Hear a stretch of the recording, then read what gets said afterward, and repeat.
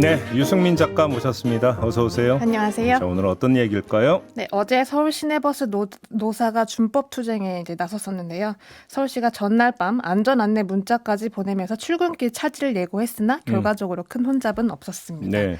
협상은 여전히 이어가는 중이고요. 노조는 경고성 투쟁이었다라고 하면서 오늘은 시민 그 불편 최소화를 위해서 정상 운행을 오늘부터 하고 있습니다. 비록 하루짜리 투쟁이었지만 온라인에서는 이제 준법 투쟁이란 단어가 재해석되고 있고요. 네. 급기야 준법 투쟁을 응원한다라는 말까지 나오고 있어서 취재를 해봤습니다. 준법 투쟁이 재해석되고 있다는 게 무슨 말이에요?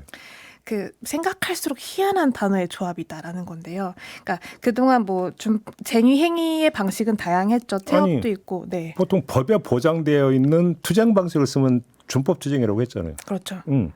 그렇죠.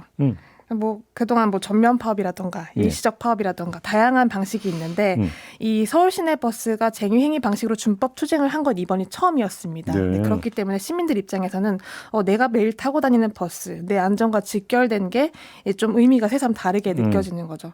그렇기 때문에 창과 방패 같은 두 단어가 어떻게 공존을 할 수 있느냐, 법을 지키는 게 준법인데 법을 지키면 왜 시민이 고통을 받아야 하느냐라던가 이 준법 투쟁은 대한민국 사회에서만 통할 것 같은 표현이다라는 반응들이 나오고 있는 겁니다. 법을 지키는 게 준법인데 법을 지키면 왜 시민이 고통을 겪어야 하느냐? 네. 이 부분이 중요한 것 같은데. 네, 새로운 관점입니다.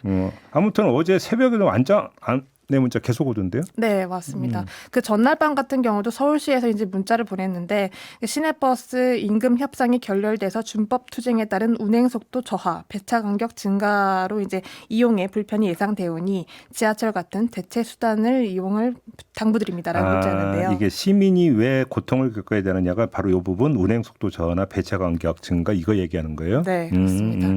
당시 이 문자를 받았던 한 시민의 이야기를 들어봤습니다. 네, 노조의 어떤 개인적인, 뭐랄까요, 욕심 때문에 교통 불편이 발생한다, 뭐, 이런 식의 그런 프레임이 씌워진 메시지 같아서 기분이 안 좋았던 것 같아요.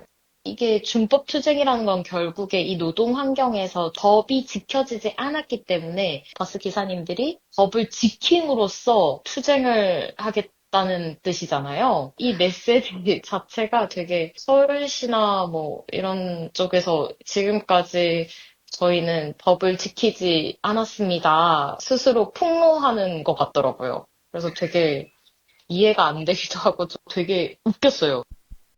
그래서 아무튼 그러면 네. 이분도 그 어제 버스 이용을 했나요? 네, 그 버스 평소에 출퇴근을 하고 계신 분인데요. 네. 좀 보행이 좀 불편한 상황이어서 버스에 타면 늘 손잡이를 꼭 잡고 있어야 하는 그런 상태라고 합니다.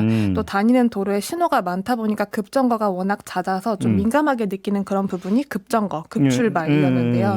어제는 몸이 심하게 쏠리는 상황은 없었기 때문에 딱히 불편함을 느끼지 못했다라고 이야기를 했습니다. 네. 좀 짚어볼 게 그 서울시내 버스노조가 말한 준법이라는 게 그 서울시가 버스 회사를 평가할 때 기준으로 삼는 그 평가 매뉴얼이었는데요. 그걸 지킨다란 뜻이었죠.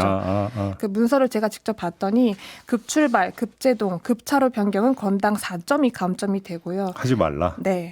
마지막으로 승차를 한 사람이 교통카드를 찍고 나서 자리를 잡거나 손잡이를 잡기 전에 출발을 하면 3점이 감점이 되는 식으로 지표가 쭉 나와 있습니다. 네. 어제 같은 경우는 버스 기사들이 이걸 다 지킨 거죠. 그게 준법이에요? 네, 그게 준법이었습니다. 그러니까 안 지키면 감점인데 지키면 운행 속도가 저하된다라는 사실을 서울시가 그 안전 안내 문자에서 인정을 한 셈이다라고 시민들은 해석을 하고 있는 거죠. 이제 무슨 말인지 좀 이해가 되네요. 네. 그런 의미에서. 그러면 그동안 잘 안 지켰다는 얘기로 연결이 되는 거잖아요. 그렇죠. 네.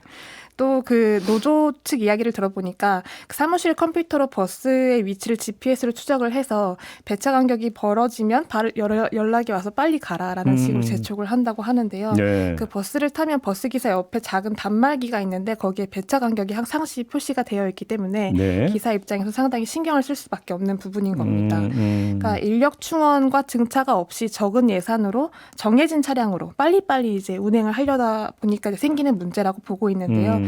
결과적으로 서울시의 메시지는 안전하게 가되 빨리 가라라는 그런 좀 아이러니한 그런 메시지라는 거죠. 그게 좀 안 된다라는 거죠. 준법 투쟁에서 그게 확인됐다는 그렇죠. 거잖아요. 네, 예. 어제 하루 동안 확인이 됐습니다. 음. 물론 뭐 이제 어제 곳곳에서 크고 작은 불편함도 발생했을 수 있겠지만 사실상 이게 앉을 때까지 기다려줘서 고맙다, 너무 좋았다라는 그런 반응들도 많았고요. 노조는 이제 현실에서의 그런 불합리성, 아이러니함을 좀 부각시키고자 이런 투쟁을 했다라고 설명을 하고 결국 이게 있습니다. 다 안전으로 연결이 되는 거네요, 결국은. 그렇죠. 음. 그 안전을 좀 요구하는 그런 목소리가 나오고 있다는 점이 좀 인상적이었는데요. 한 시민의 이야기를 들어보겠습니다. 이 매뉴얼을 준수를 해야지 어떻게 보면 투쟁이 될 수 있다는 것 자체가 굉장히 비정상적인 그런 시스템이 아닌가 그렇게 생각이 되고 언젠가는 큰 사고가 날 수밖에 없는 그런 시스템이고 뭐 이런 상황들을 사람들이 조금이라도 더 인지를 했으면 좋겠고 안전 수칙이라도 최소한의 준수를 할 수 있는 그런 사회가 되어야 된다고 생각을 합니다.